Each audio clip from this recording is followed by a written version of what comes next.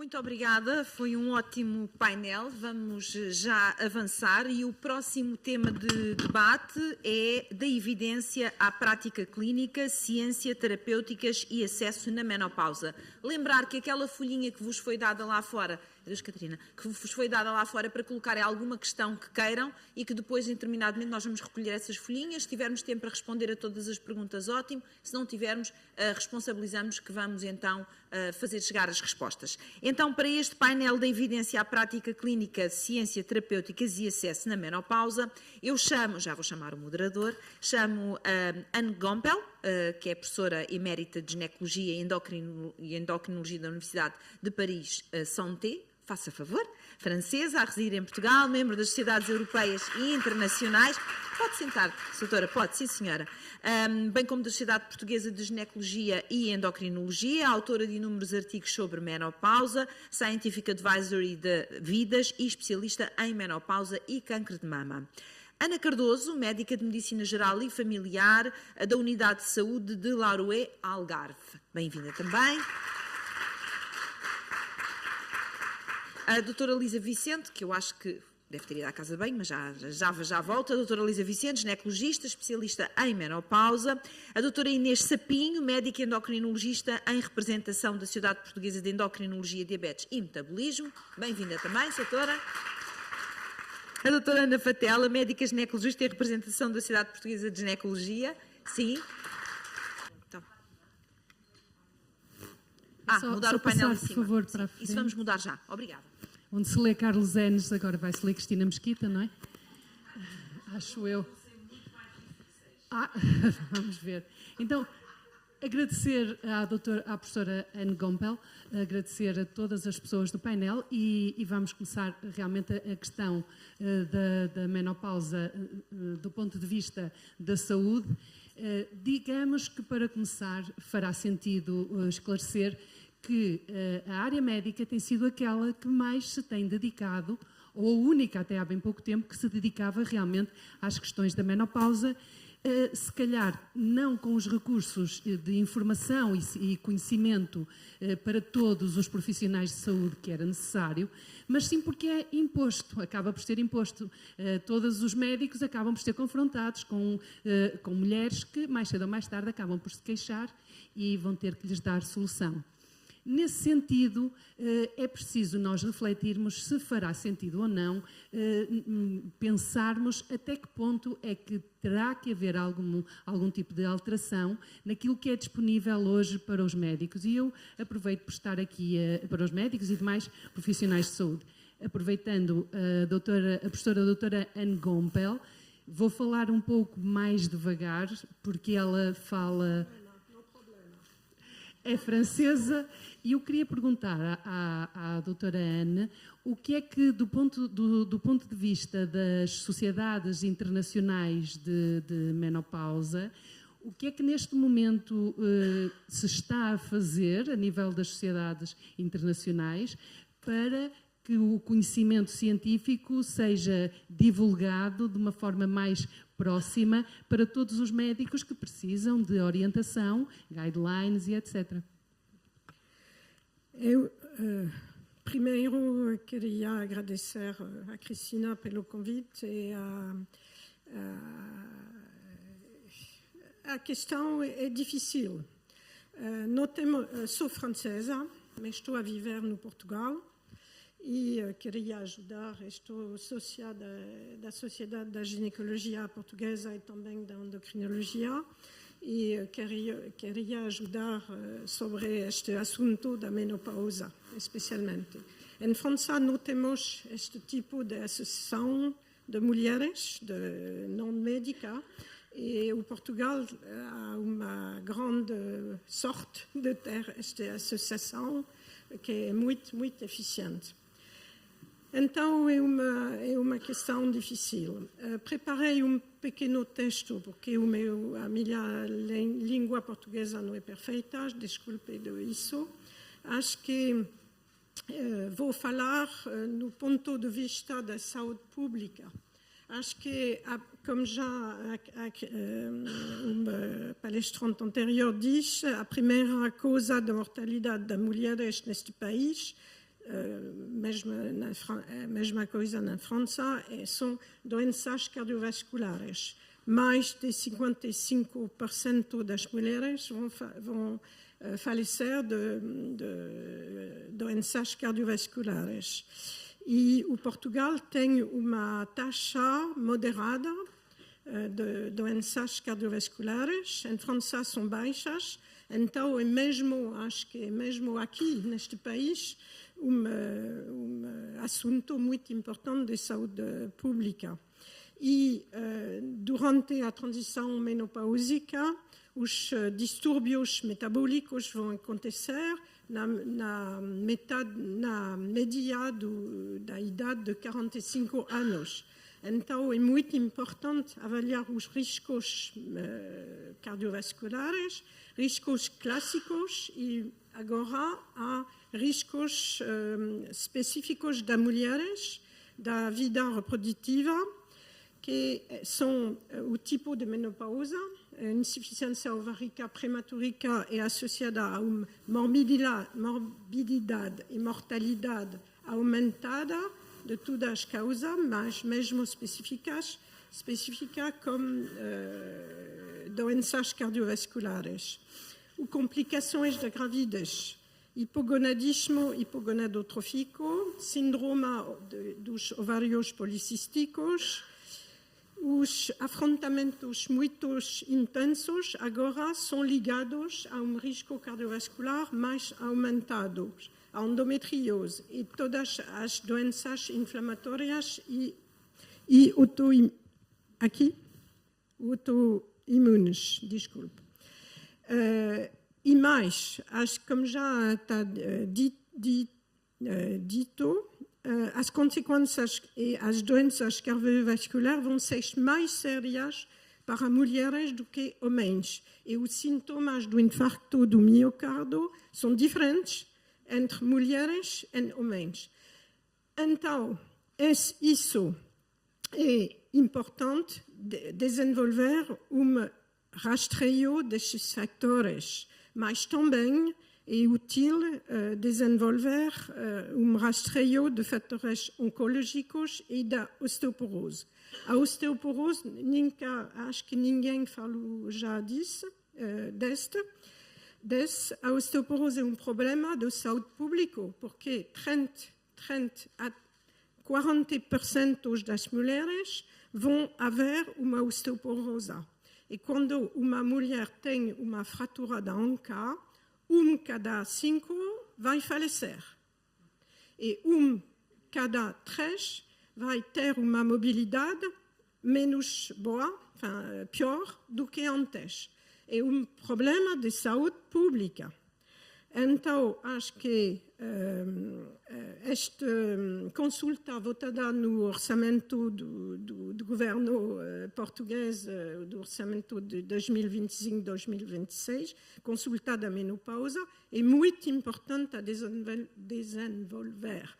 Em França também temos uma consulta à idade de 45 anos que já está a iniciar, então não temos resultados em termos de saúde pública até agora, porque é muito recente, mas temos outras ações, que é o Bus du Cœur, é autocarro que vai viajar todo no país, para pequenas aldeias, mesmo pequenas cidades e vilas, para rastrear o risco cardiovascular e o risco ginecológico. Em França temos uma colaboração há mais de 30 anos, iniciei isso, entre ginecologistas e cardiologistas. São dois aspectos muito importantes da vida das mulheres e para a saúde das mulheres. E este Bus du Cœur vai todos no país e vai rastrear os riscos das mulheres e os resultados são impressionantes. Existe há já 5 anos, já rastreio mais de 17 mil mulheres e mais da metade destas mulheres têm doenças cardiovasculares e alguns foram imediatamente dirigidos para o hospital, para uma consulta em urgência cardiovascular, porque ele tinha um infarto do miocárdio, uma condição séria. Acho que o palestrante anterior falou do papel das autarquias, das câmaras. Acho que este tipo de ações poderia ser desenvolvido aqui no Portugal para câmaras. Não sei, não sou política, mas bom. E o TH, eu vou falar para finalizar a minha intervenção do THM. O THM pode ser, vai diminuir a terapêutica hormonal da menopausa. Desculpe, a terapêutica hormonal, nosso jargão. A terapêutica hormonal da menopausa pode diminuir a mortalidade das mulheres se for usado durante os 10 anos após a menopausa, e este resultado é de estudos randomizados, com o valor científico maior. E especialmente a terapêutica hormonal vaginal não tem nenhum risco. O THM tem um pequeno risco de induzir um cancro de mama que já existe, vai ser proliferar uma lesão que existe, mas como o tratamento como estradiol transdérmico e a progesterona micronizada ou a dihidrogesterona, progestativos naturais, o risco do cancro de mama é mesmo muito, muito baixo. E não há nunca risco de trombose, nunca risco de AVC. E o tratamento à francesa, o meu patrão, o meu mentor, desenvolvido isso. Então, os riscos são mínimos, os benefícios são máximos. Bom, há contraindicações a respeitar. E uma condição que é particular, onde a terapêutica hormonal deveria ser obrigatória, é o IOP, insuficiência ovárica prematura. Vai concernar a volta de 4% das mulheres. Então, é muito. É tudo o que posso dizer hoje. Obrigada. Obrigada também, professora doutora Anne. Só queria dar agora a palavra à doutora Ana Fatela, cumprimentando a Sociedade Portuguesa de Ginecologia, que a doutora representa aqui, e perguntar-lhe, do ponto de vista da Sociedade Portuguesa de Ginecologia, se tem sentido algum tipo de diferença na abordagem das doentes, uma vez que ultimamente assistimos a um maior diálogo social, digamos assim, no nosso país, e se isso está a ser de alguma forma percebido na Sociedade Portuguesa de Ginecologia, como é que estão a lidar com isso, se há novidades? É para si agora, é mesmo completamente à vontade. Boa tarde, bom dia a todos, que ainda estamos de manhã. Obrigada, Cristina, pelo convite que foi feito à Sociedade. E é assim, em Portugal, neste momento, é a Sociedade Portuguesa de Ginecologia que trata dos problemas da menopausa, mas antes da Sociedade Portuguesa de Ginecologia, desta secção, havia mesmo a Sociedade Portuguesa de Menopausa. Desde há muitos anos que realmente, parece que não, mas os médicos, alguns médicos se dedicam realmente a esta parte da mulher. Existem muitas consultas de menopausas, algumas que se mantêm, outras que não, desde 1992, portanto isto não é um tema de agora. Temos consultas que têm mais de 34 anos dedicados a este problema da mulher. E claro que quando a população fala, nós temos mais oportunidade de falar. E eu queria apenas dizer aqui um bocadinho em relação à mesa anterior. Realmente nas faculdades de medicina fala-se de menopausa e fala-se em toda a vida da mulher, de todas as fases que nós temos. Claro que se da parte do público não há uma necessidade de se falar de menopausa e se não se fala, claro que essa parte fica de lado. Portanto, se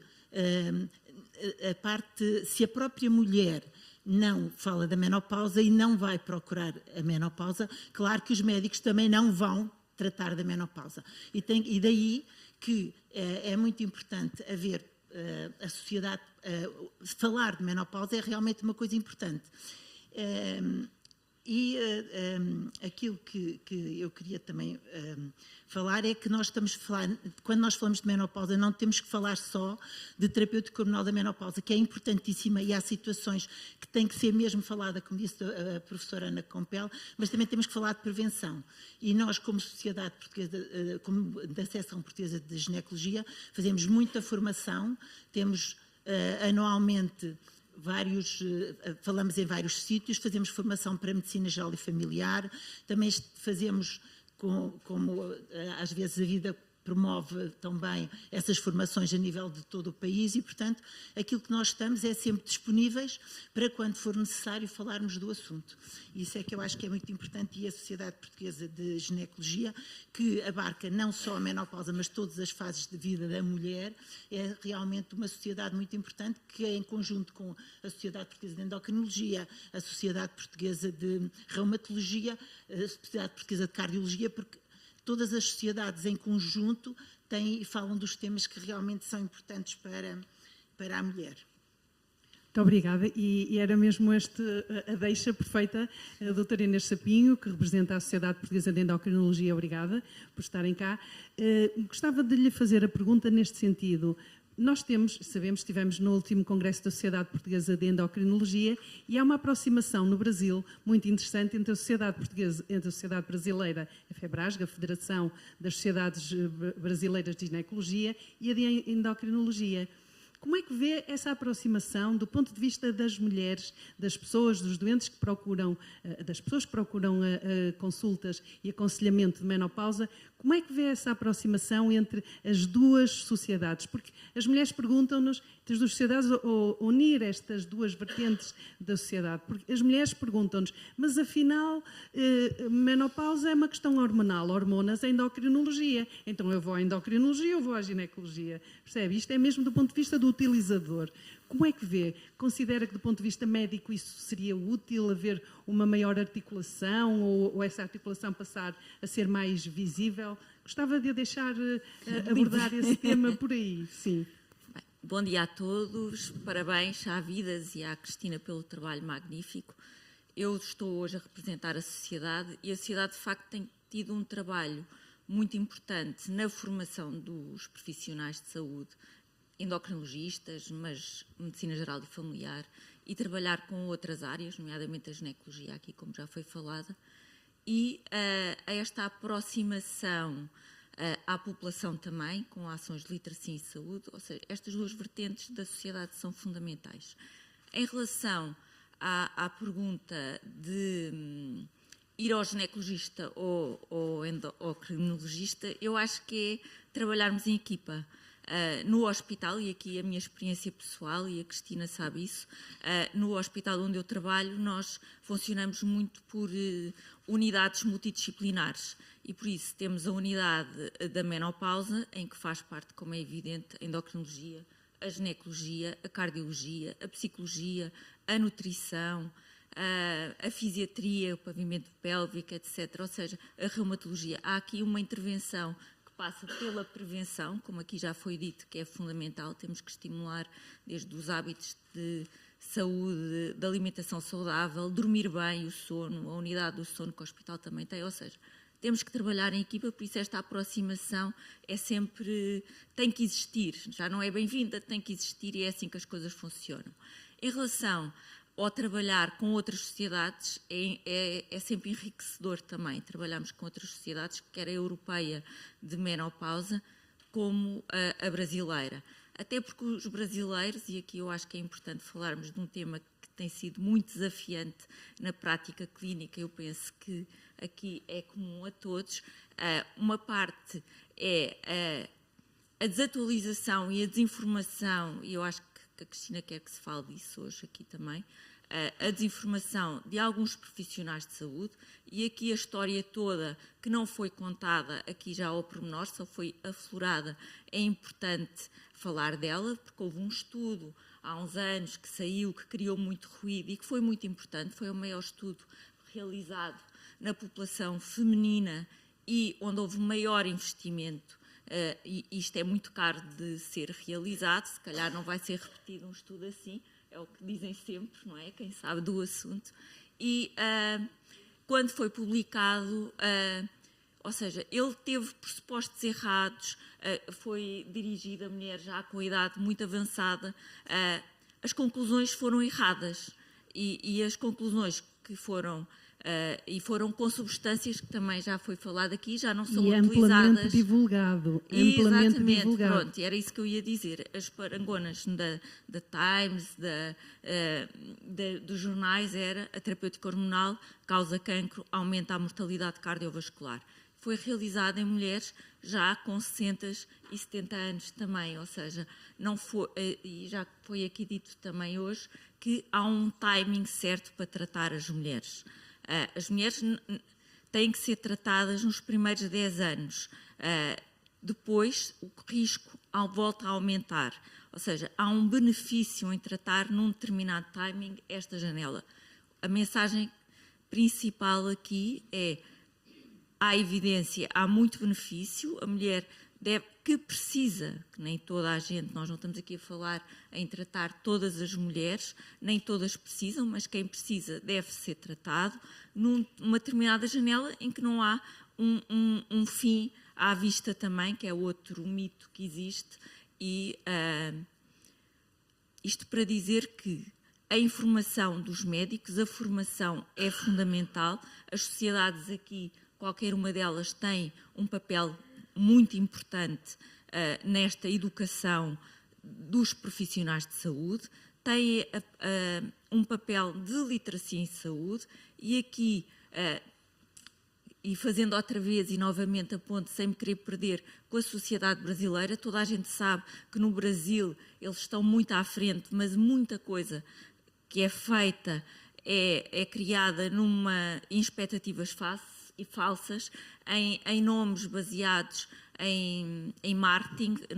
Essa era mesmo a segunda pergunta que eu tinha para si, por causa do alerta que a Sociedade de Endocrinologia fez, juntamente com outras sociedades, para alertar para questões de más práticas ou de práticas menos aconselháveis, que a Sociedade Portuguesa de Endocrinologia se colocou completamente à parte e fez um alerta à população. E é muito importante que isso seja devidamente esclarecido, porque é um perigo para a saúde pública, não é? Ainda bem que está a falar nisso.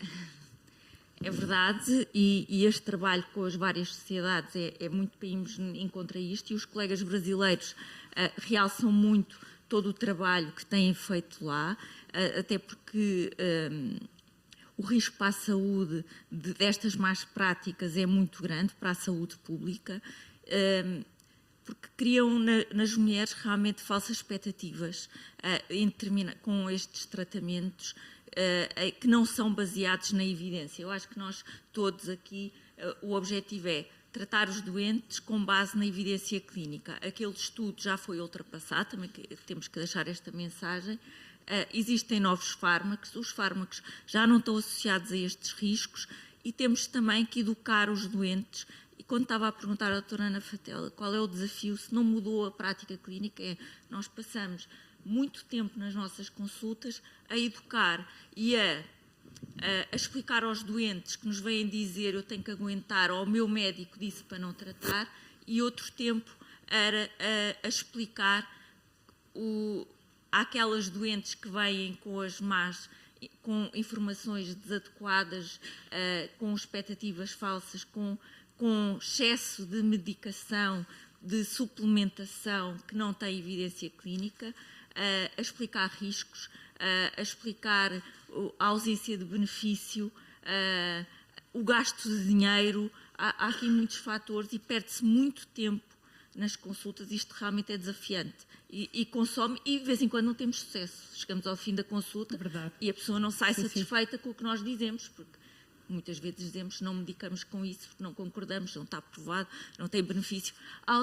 Há dias e dias em todos os profissionais, normalmente nós damos luta, não é? Quem está aqui dá alguma luta, mas de vez em quando é cansativo. O termo é mesmo esse, é damos luta. E não é fácil, por isso realmente é desafiante. São tempos difíceis. Educação, a literacia. É isso. Exatamente. Até porque o tempo da consulta não é elástico. Exatamente. Não é? E como disse alguém da ginecologia, quando nós abrimos demasiado o tema à menopausa, destrói-nos a consulta. É verdade, é verdade. É um bocado isso. Mas vale a pena, é isto foi dito satisfatório. num ambiente que se justificava claro. E todos nós estamos aqui, sabemos o que é que isso quer dizer. Não quer dizer que não se trate, mas realmente é uma consulta muito mais prolongada. E por falar nisso, passava a palavra à doutora Ana Cardoso. A doutora Ana Cardoso é médica de Medicina Geral e Familiar e é uma pessoa que nós encontramos, enquanto Vidas, Associação Portuguesa de Menopausa, encontramos nas redes sociais, é uma coisa muito interessante. A doutora Ana tem tido uma aproximação à menopausa absolutamente interessada e de procurar mais e mais informação. A pergunta que eu tenho para si é esta. Enquanto médica de família, que trabalha num centro de saúde, quais são os principais desafios que tem com as suas famílias, com as famílias que trata, com as mulheres que a preocupam, para implementar as boas práticas que já sabe que existem e que são elas que a doutora pretende implementar e pôr as suas doentes bem, que eu sei que andam. Olá, Cristina, obrigado pelo convite por estar aqui, obrigado pela vossa presença. Eu queria primeiro reforçar a importância do trabalho da Medicina Geral e Familiar neste trabalho de equipa, que não é só de ginecologia, que não é só de endocrinologia, que não é só de cardiologia, e é fundamental que se comecem a trazer os médicos de família para esta equipa multidisciplinar. Porquê? Porque somos nós a primeira porta de entrada do sistema de saúde, somos nós que temos que identificar, somos nós que temos que validar. Somos nós, porque menopausa não é doença, é uma fase natural de transição do ciclo da vida da mulher e a especialidade médica que segue as pessoas ao longo do seu ciclo de vida é a Medicina Geral e Familiar e, quando necessário, articularmos com os respectivos colegas. Portanto, isso acho que é logo a primeira alteração que nós temos que fazer e colocar a Medicina Geral e Familiar também nesta discussão. E é isso que eu acredito e é isso que eu tenho feito. A menopausa não é um problema do momento, não é? É uma transição metabólica que tem muitas alterações. E como tem muitas alterações, quer seja de manifestações, sinais e sintomas, de riscos, que é uma fase em que há necessidade de intervenção, quer farmacológica, quer não farmacológica, mesmo quem não tem critério para fazer medicação de terapia hormonal, pode ter terapia não hormonal ou pode ter uma coisa que é a alteração de estilos de vida. Isso é fundamental. E essa é a primeira limitação que eu noto em consulta, para chegar aqui à pergunta, sim, que é o desafio. tempo disponível de consulta.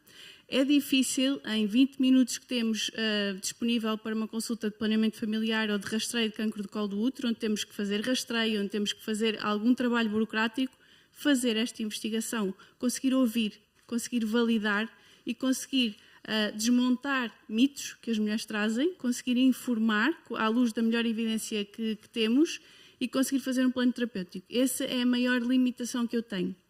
Depois, obviamente, os médicos de família estão sujeitos a fecheiros com um elevado número de utentes. Logo, para nós fazermos mais consulta de menopausa, há de haver tempo que nós temos que ir retirar a outros lados que não existe, não é? Os médicos de família estão sobrecarregados.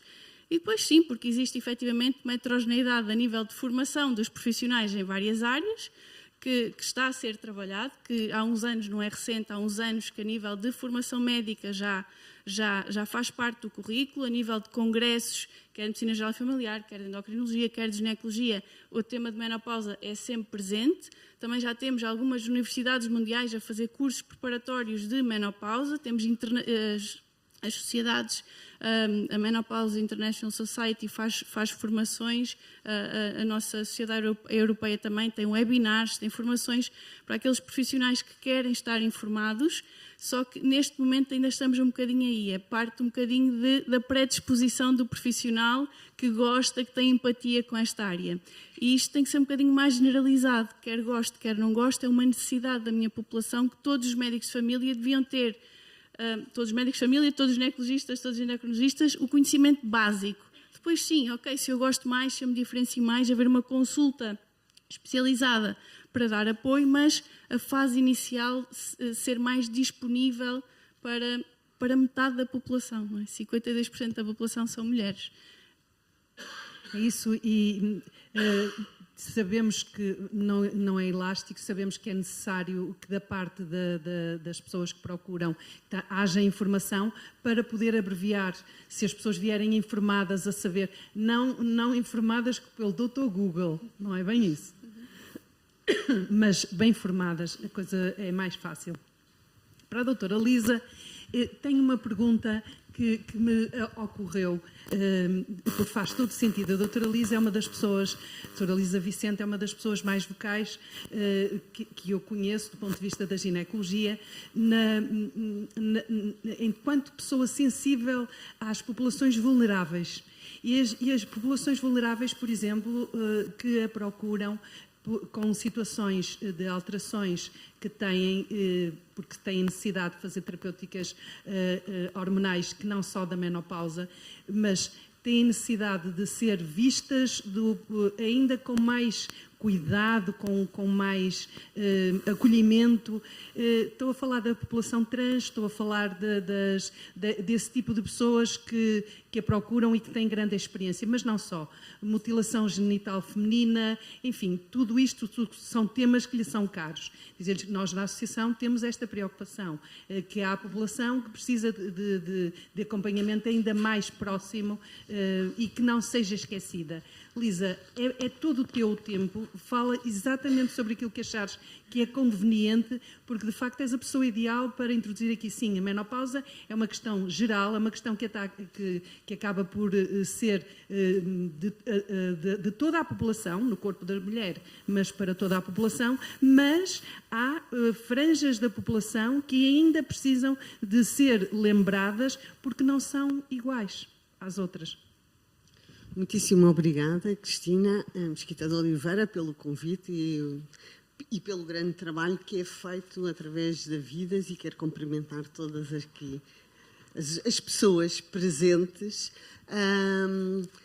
Eu tinha pensado, sabes que eu sou um bocadinho, gosto de organização, e tinha pensado falar de 3 grandes desafios. E os 3 grandes desafios, um é a informação para todas as pessoas. Acho que aquilo que tu acabaste de dizer, que é o diálogo na sociedade, é isso que faz a diferença. Quando realmente cada pessoa se interessa por menopausa, e por isso é um tema para todas as pessoas, para que ninguém seja um obstáculo a que uma pessoa esteja em menopausa e viva bem em menopausa. Ou até que façam uma terapêutica, porque tínhamos muito esta questão dos obstáculos, cujo exemplo prático é o do estudo, que eu até gostaria depois de falar do estudo, porque eu estou aqui ao lado da doutora Ana Fatela, e a doutora Ana Fatela é uma das pessoas que criou a primeira consulta de menopausa na maternidade do Dr. Alfredo Costa. Eu fui interna da doutora Amália Martins, que foi a outra das pessoas, e por isso eu sempre fui muito imbuída do estudo da menopausa e tratava-se menopausa. E eis não quando, em 2002, cai o estudo, que cai, e eu depois gostava de falar sobre, não é bem só o problema do estudo, porque do estudo retiramos muita informação. O que acontece é que as pessoas deixam de querer tratar-se e deixam, por isso, de procurar informação sobre menopausa, e isto para demonstrar que todas as pessoas terem informação é essencial. E depois a questão... Esse é o principal desafio, então. São as próprias pessoas que acabam por resistir àquilo que lhes é proposto. Durante muitos anos, ou seja, como aquelas eu dizia... que têm a sorte, porque não são todas, mas aquelas que acabam por ser orientadas, pode acontecer isso e acontece com frequência. Entre 2002, resistirem. Cristina, se calhar, entre 2002 e... porque mesmo nos Estados Unidos, que temos dados, 80% das mulheres que faziam terapêutica hormonal abandonaram. Houve medicamentos que até abandonaram o mercado americano. O que é que acontece? Continuaram a existir mulheres com imensos sintomas, mas provavelmente, e se calhar a doutora Ana Fatela também aconteceu o mesmo, nós se calhar até há 2 anos só tratávamos as mulheres desesperadas, porque eram aquelas que pensavam, eu não aguento, eu vou mesmo fazer aquilo, apesar dos riscos que diz que tem. E essas vinham-se tratar, e depois ficavam tratadas e felizes. Por isso, é indispensável, eu acho que não há uma medida, tem que ser a combinação destas medidas. Segunda é a formação. De facto, sempre houve formação, só que a formação estava ou na ginecologia ou na endocrinologia, por isso a formação que agora começa a ser feita e que também decorre do interesse que as pessoas mostram por ser tratadas, a formação está em curso nas várias das sociedades, em termos científicos, da medicina geral e familiar, mas também todas as outras, porque é indispensável. Exemplos práticos. Quando nós tínhamos mulheres a fazer uma terapêutica hormonal e iam fazer exame da mama ou ecografia pélvica, bastava o profissional dizer essas terapêuticas, pois, nem precisavam dizer nada, nem precisavam dizer mal. Bastava pôr um ar reprovador. Já as pessoas vinham e, afinal, se calhar não é uma boa ideia. E é sempre isto que eu digo, a boa informação é importante para as pessoas poderem gerir o que querem fazer e, por outro lado, para não serem obstáculo. Depois, a questão da disponibilidade e, provavelmente, da comparticipação da medicação. E, por isso, e também temos exemplos práticos. Nós temos medicação que é do tempo dos anos 90, que está comparticipada. E temos transdérmicos, temos adesivos, temos terapêuticas locais e essas são comparticipadas. E aqui é um desafio, outra vez, também às várias sociedades, nós, como sociedades médicas, havidas como uma organização de pessoas, que é assim. Exemplo, infertilidade. A infertilidade tem terapêuticas muito caras e que foram mudando. E a infertilidade, as associações, a Comissão Nacional da Procriação Medicamente Assistida e as sociedades médicas lutaram para que fossem comparticipados e em regimes bons de comparticipação a medicação na área da infertilidade. Isto decorre depois de um processo que tem que passar pelo Infarmed, pela Direção-Geral da Saúde, mas que pode ser posta em ação. E, por isso, é um outro desafio a disponibilização com participação das terapêuticas mais recentes para a terapêutica dos sintomas da menopausa, que nem são todas hormonais. Existem terapêuticas... E o custo é muito mais baixo. É mais baixo. Custou quase nada. Exato. E outra coisa, só para recordar, estamos a falar de história, eu gosto muito. O WHI, Women's Health Initiative, foi lançado nos anos 90 e englobou milhares de mulheres, para ver, porque a premissa do estudo era se fazia sentido dar terapêutica hormonal a todas as mulheres com o objetivo apenas de prevenção de doença cardiovascular, doença óssea, do cancro do cólon e depois avaliava cancro de mama invasivo e fraturas. E as fraturas, pronto, eu estava a dizer do osso para as pessoas E o que aconteceu? E por isso, o problema não foi só do estudo, o problema foi a forma como foi lançado nos Estados Unidos a notícia de que tinha parado uma parte do estudo.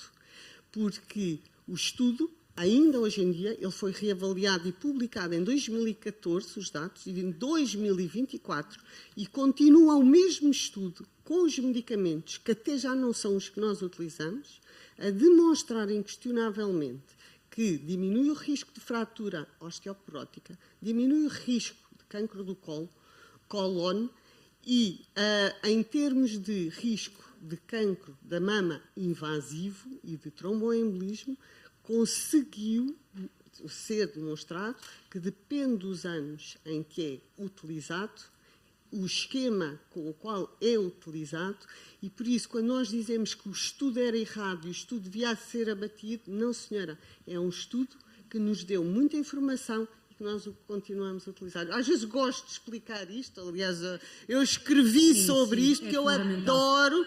Eu costumo dizer, olhando para os grandes estudos como o AI e como o outro que acompanhou em termos dos anos 90. Foi a continuação. Foi a continuação. O que, não é um... sim. O que explica, dá, através do que aconteceu ao longo dos anos com estes estudos, explica porque é que as coisas aconteceram ao longo dos anos e porque é que nós estamos agora neste ponto, que é um bom ponto e que eu acho que temos que aproveitar com a informação certa, de passar a informação certa. Já falaram de várias coisas, por isso nós agora estamos num bom momento para voltar a introduzir a informação correta para realmente, tal como acontece na gravidez, que é um acontecimento fisiológico e que a primeira linha está entregue aos cuidados primários de saúde e que depois são orientadas as situações mais difíceis para as várias especialidades, também a menopausa e a perimenopausa é um acontecimento que faz sentido que seja acompanhado em cuidados primários e que depois seja devidamente orientado quando necessário. Certíssimo. Eu vou-me aproximar do computador, porque devíamos ter começado por uma coisa que não começamos, mas para terminar... It's just, Não é este. Eu pedi ao Tiago, por favor, se pode aproximar daqui para passarmos o vídeo da European Menopause and Andropause Society. Está aqui. Pronto, acho que é isto. Dear colleagues, dear friends, my name is Professor Petra Stute. I'm the president of the European Menopause and Andropause Society. It is a great pleasure to join you for this important meeting. I would like to warmly congratulate VIDAS on its 5th anniversary and on the remarkable work achieved in such a short time. The progress you have made in Portugal reflects what is possible when science, advocacy, and community come together.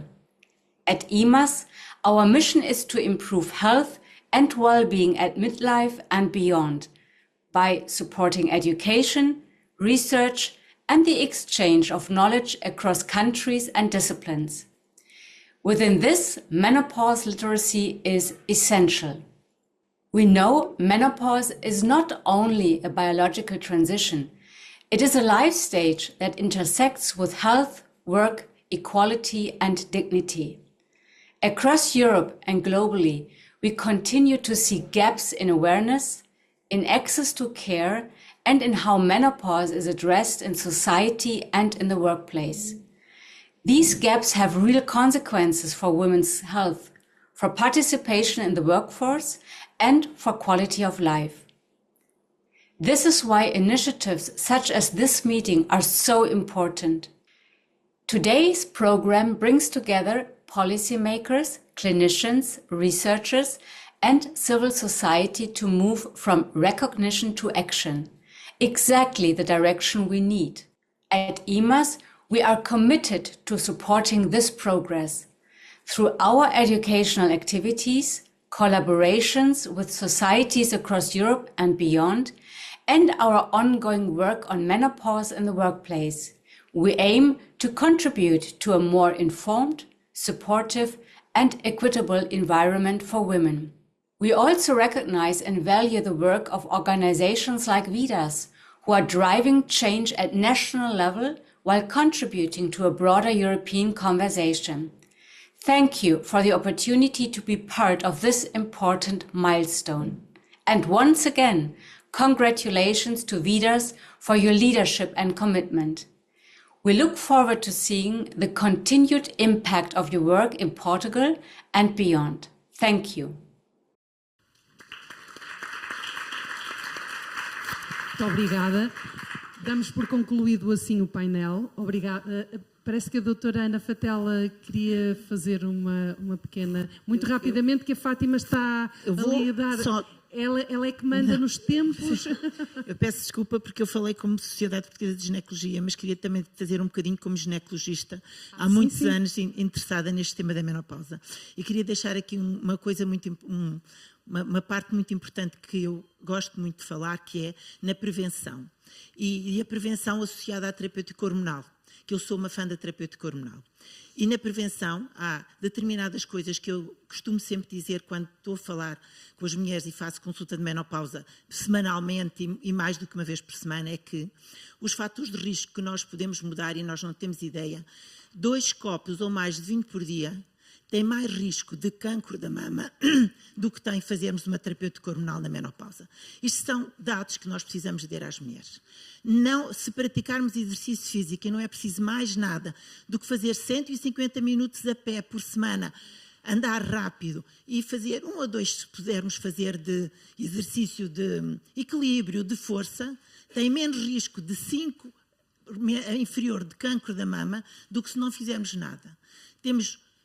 Em termos de terapêutica hormonal, imaginem, entre os 50 e 59 anos, temos mulheres que têm há 10 anos risco de cancro da mama, temos cerca de 23 a terem cancro da mama.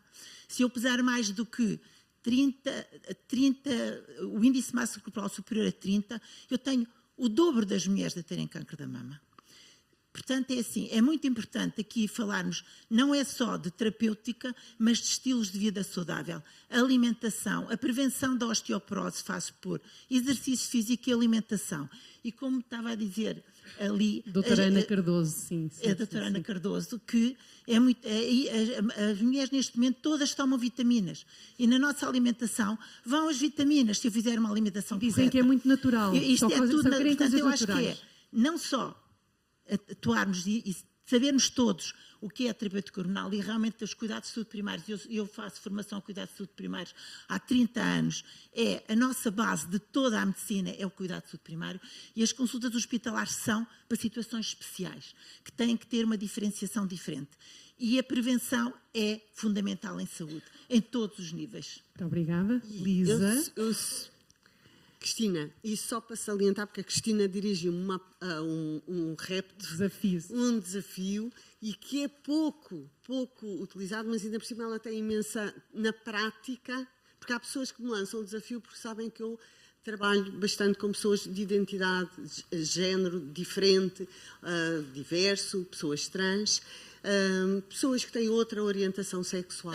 E por isso a narrativa da menopausa não tem que ser sempre uma narrativa heterossexual. E exatamente. A Cristina, e às vezes as pessoas acham que eu vivo nisto e por isso gostam de abordar. Eu sei, não, Cristina, eu sei, e por isso eu depois pensei, mas eu não disse nada, e a Cristina até me apoiou nisto. Que é, de facto, existem pessoas que têm orientação sexual diferente e que também têm menopausa porque têm ovários. Há pessoas que têm ovários e não fizeram terapêutica com nenhuma testosterona e que vão passar também pelas questões da menopausa, e há pessoas que fizeram terapêutica com testosterona e basta que tenham um cancro da mama, têm de parar, e por isso o nosso discurso quando falamos de menopausa, deve ser um discurso que inclua também mulheres e pessoas de outra identidade e que, essencialmente, também, assim como dizemos que há pessoas que menstruam, se têm ovários que menstruam, um dia esses ovários vão entrar em menopausa.